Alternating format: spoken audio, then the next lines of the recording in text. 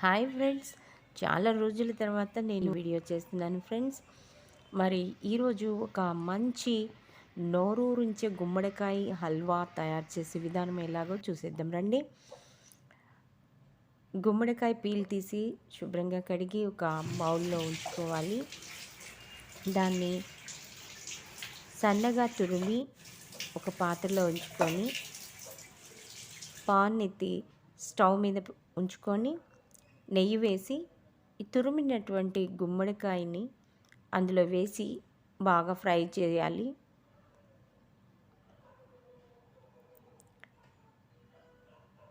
అది పచ్చివాసన పోయేంత వరకు కూడా ఫ్రై చేసుకోవాలి ఫ్రెండ్స్. మనకు ఎంతవరకు నెయ్యి కావాలో వేసుకొని తగినంత వేసుకొని ఫ్రై చేసుకోవాలి. నేను ఫ్రై చేస్తుంటే మా అక్క వచ్చి నేను హెల్ప్ చేస్తానని తీసుకుంటున్నారు. ఇద్దరు కలిసి చేస్తున్నాం ఫ్రెండ్స్. అడుగంటకుండా స్లో ఫ్లేమ్లో పెట్టి గంటతో ఫ్రై చేస్తూ ఉండాలి.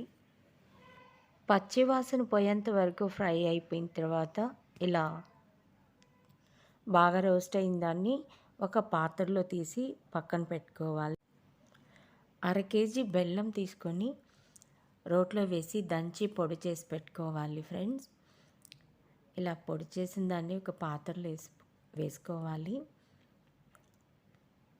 మనకి ఎంత స్వీట్ కావాలో అంతే వేసుకోవచ్చు. 1/2 కేజీ వేయాలని రూల్ ఏం లేదు. మనకి ఎంతవరకు కావాలో అంతవరకే స్వీట్ వేసుకోవచ్చు. తర్వాత ఎలాచీ కూడా వేసి ఒక 5-6 అయినా వేసుకోవచ్చు, మన ఇష్టము. 8 అయినా వేసుకోవచ్చు. ఎవరికి ఫ్లేవర్ ఎంత కావాలో అన్ని ఎలాచీ వేసుకోవచ్చు. నేనైతే 5 వేసుకుంటున్నాను అనమాట. అలా పొడి చేసిన జగ్గేరి ఆ పాత్రలో వేశాను.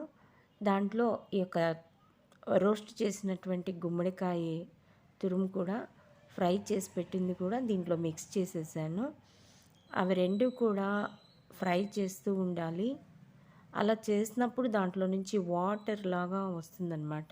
ఎందుకంటే జగ్గేరి అనేది వేడైన తర్వాత అది లిక్విడ్గా తయారైపోతుంది, బెల్లము కరిగిపోద్ది కదా.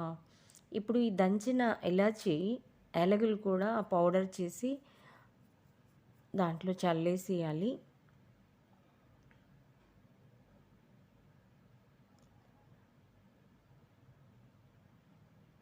అది కూడా మిక్స్ చేసేసేయాలి.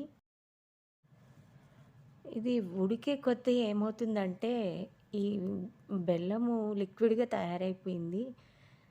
చూసారు కదా, ఇలా లిక్విడ్గా ఉంది. అది చిక్కబడేంత వరకు కూడా స్టవ్ మీదే ఉంచుకొని గంటెతో కలబెడుతూ ఉండాలి. ఎందుకంటే అడుగంటకుండా చూసుకోవాలి. చిక్కబడింది ఫ్రెండ్స్, చూసారు కదా.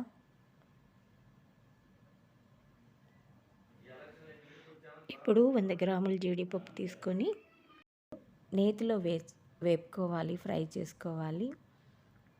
ఆ ఫ్రై చేసినవి కొంచెం రెడ్డిష్గా ఎర్రదోరగా వేపుకోవాలి.